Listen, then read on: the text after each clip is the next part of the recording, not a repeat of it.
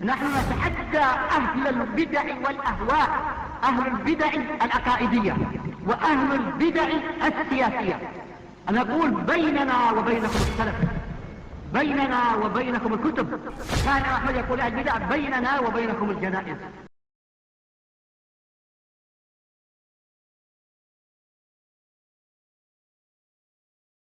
Festivals. Office festivals are not religious, even if they occur around religious holidays. And everybody who works in an office knows this. Only some ulama who have never worked in corporate America think otherwise. Brutally honest, I'm just being.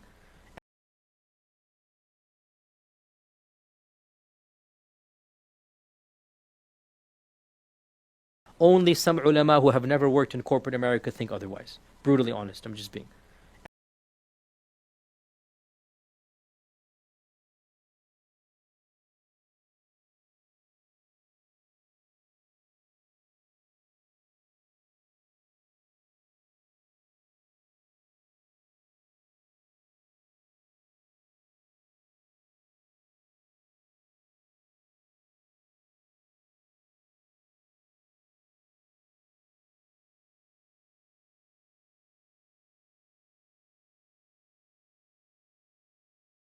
Anybody who works in the real world knows that festivals at Christmas time in your office have nothing to do with Christmas.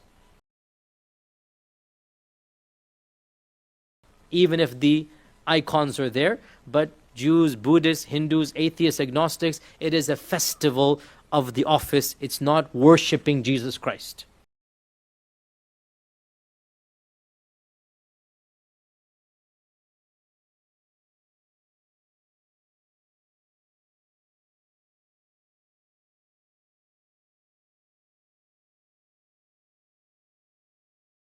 الله جل وعلا قال: والذين لا يشهدون الزور، يعني لا يحضرون أعياد الكفار، لأن حضورهم فيها إقرار لها ورضا بالمنكر، هذا لا يجوز. ولا يجوز تأييد الكفار على عاداتهم الدينية مهما كانت أشكالها وصورها، طعاما، لباسا، تعييدا، كل هذا لا ينبغي ولا يجوز. لا يجوز للمسلم ولا للمسلمة مشاركة النصارى أو اليهود أو غيرهم من الكفرة في أعيادهم، بل يجب ترك ذلك، لأن من شبه بالقوم فهو منهم، والرسول صلى الله عليه وسلم حذرنا من مشابهتهم، التخلق بأخلاقهم، فعلى المؤمن وعلى المؤمنة الحذر من ذلك، وألا يساعد في إقامة هذه الأعياد بأي شيء، لأنها أعياد مخالفة لشرع الله ويقيمها أعداء الله، فلا يجوز الاشتراك فيها ولا التعاون مع أهلها ولا مساعدتهم بأي شيء، لا بالشاي ولا بالقهوة ولا بأي شيء من الأمور كالأواني ونحوها. وأيضا يقول الله سبحانه: وتعاونوا على البر والتقوى ولا تعاونوا على الإثم والعدوان.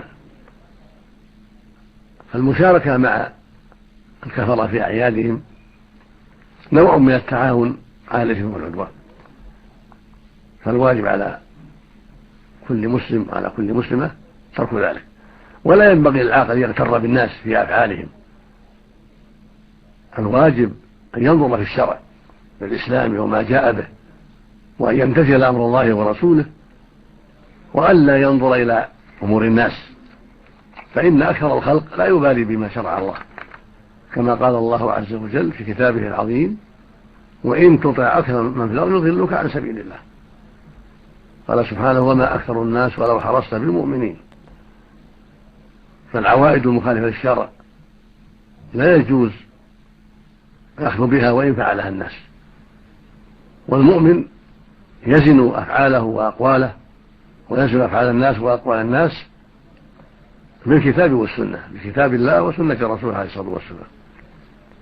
فمن وافقهما أو أحدهما فهو المقبول وإن تركه الناس، وما خالفهما أو أحدهما فهو المردود وإن فعله الناس. رزق الله الجميع التوفيق والهداية.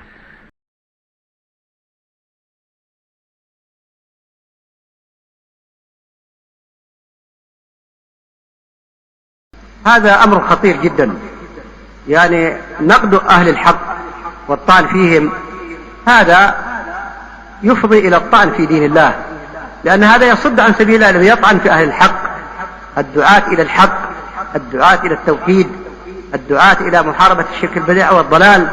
الطعن فيهم ينفر عن سبيل الله تبارك وتعالى. وقد علمتم ما قال الله.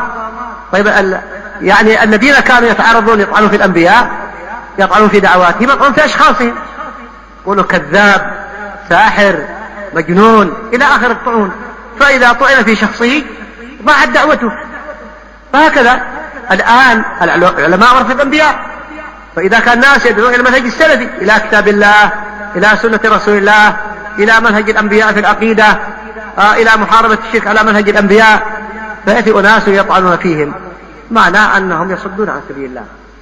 نسأل الله أن يرزق هؤلاء التوبة، وأن يعودوا إلى الحق، وأن يعرفوا لأهل الحق قدرهم، وأن يتركوا المجال أمام الراغبين في الحق فلا يصدون عن سبيل الله. هذا ليس شيئا جديدا. الذين يقللون من شأن العلماء والدعاة إلى الله ومن شأن أهل الدين لهم سلف، الذين يلمزون المتطوعين من المؤمنين بالصدقات والذين لا يجدون إلا جهدهم فيسخرون منهم سخر الله منهم ولهم عذاب أليم. يكفي هذا أن الله يسخر منهم. إذا سخروا من أهل العلم فالله يسخر منهم. نسأل الله العافية.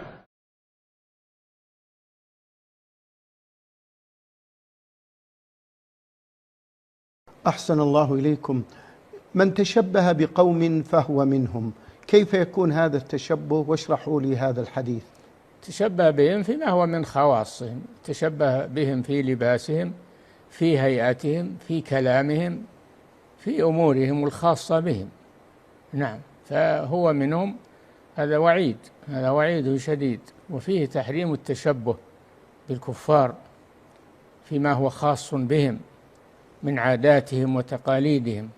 نعم. يقول السائل أبو إبراهيم: ما رأي الشيخ؟ لأن التشبه بهم في الظاهر يدل على محبتهم في الباطن. نعم.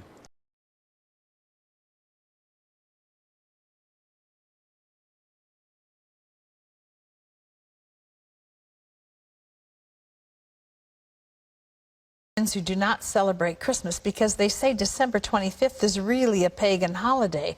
While I agree that Jesus may not have been born on December 25th, he certainly was born as described in the Bible. How do I respond to them? Well, in a sense, tell them they're right. You see, the winter solstice a couple of days later was the shortest day of the year, and the pagans had something called Saturnalia. And it was a time of lawlessness because all the laws were suspended. And people, a bunch of singers were actually wandered the streets naked singing. And then they had orgies, sexual orgies. It was a mass thing. Well, when the Catholic Church came along in Italy, the Romans and others didn't want to give up their holidays. So they said, okay, we'll Christianize it. And so they said, okay, we'll say the birth of Jesus was the 25th of December. And then there was a monk who began to add it up. You see, if you read in Luke, it says there's a census taken when Quirinius was governor and so forth and so on. And they could take those leaders and figure the exact time dating from the foundation of Rome. And that's when the dates were established. And so they get pretty close to the date. But to say it's the 25th, shepherds were out abiding in the field. It gets a little cold at night. I mean, were they out there in the middle of winter? You know, I don't know. I've been out there on the shepherd's field on Christmas Eve. It's very nice. But it's cold. And nevertheless, I mean, what was going on? So all this business about mistletoe, pagan. Christmas trees, pagan. Giving out gifts, pagan. Every bit of it is pagan. Every single bit of it is pagan. We've Christianized it all. And so that's good. And so we have time, we celebrate for Jesus. Everybody gets all misty-eyed. But the truth is, they're all pagan. But the birth of Jesus. But the intent of the heart is what it's about. Exactly. So we have Christianized all these things. We give gifts in the name of Jesus. We celebrate his birthday. And it's a nice thing. And so I'm very delighted. And I like Christmas. But I tell you, the best Christmas I ever spent in all of my life, my best Christmas, all of my life, was spent in Jerusalem when we had no Christmas ornaments, none of this stocking, none of this, all this stuff. But on Christmas Eve, we stood in Shepherd's Field and we sang, "O little town of Bethlehem, how still we see thee lie." And the next day we had a service, and on Christmas Day we baptized about 50-some people in the Jordan River. That was a wonderful Christmas. Amen. All right. Okay, thanks for those questions. I hope I didn't shock you. I'm not being irreverent, but it's the way it is. So when you putting your tree up? Huh? I've got, I finally got one of those fake trees, and it's beautiful. It's already pre-lit, and you just plug those little joints in, stick it up, and plug them in, and all of a sudden you've got a riot of light. I like all the decorations. The Founder's Inn is just loaded with decorations. It's very pretty, but pagan. But all to celebrate Jesus. Yeah, but Christianized pagan. All right.